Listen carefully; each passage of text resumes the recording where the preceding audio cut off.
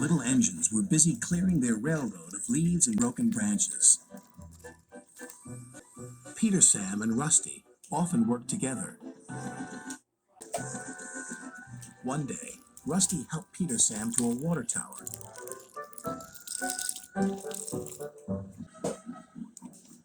Sam felt much better after his long drink, but the freight cars were bored. Let's break away.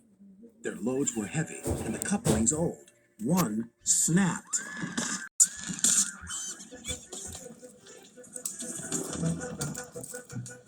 Faster, faster, shouted the freight cars. Sign read slow, steep bends and ravine ahead, but the silly cars never saw it. Then, it was too late.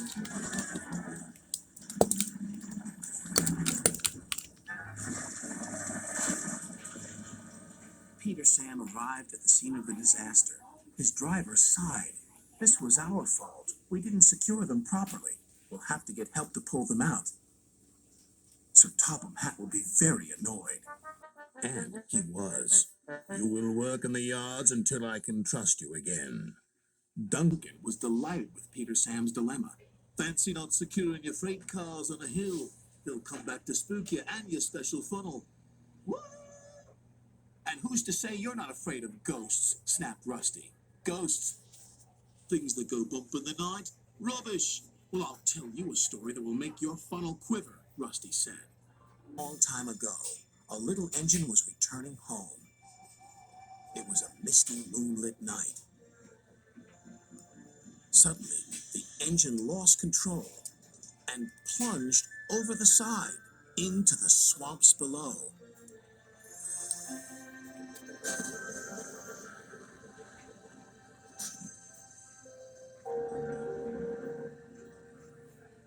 He was never found again. But many a workman will tell you that when the moon is full, they have seen the little engine trying to get home. But he never reaches the other side. What do you think of that, Duncan? Rubbish, replied Duncan.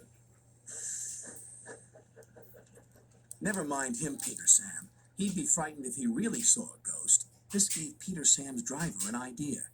Let's play a trick on Duncan. Next day he spoke to Duncan's driver and fireman, who agreed. We'll do it tonight. Duncan had to take coal cars to the slate mines and bring cars back.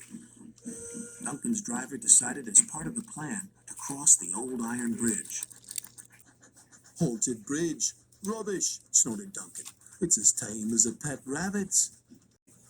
But all the same, he kept thinking about Rusty's story. When dusk fell, he was keen to leave. If we don't go now, Scarloey will take my favorite place in the sheds. We have to collect our cars first, his driver replied. He could see their plan was working because Duncan was nervous. When night fell, they set off. The mists were rising around the old iron bridge. Duncan whistled, and the sound echoed everywhere.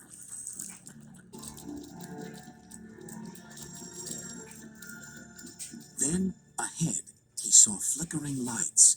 His driver knew they were only insects that shine brightly at night, but to Duncan they looked like an engine. Next, his driver secretly threw a rock from the cab into the ravine below. It's the ghost!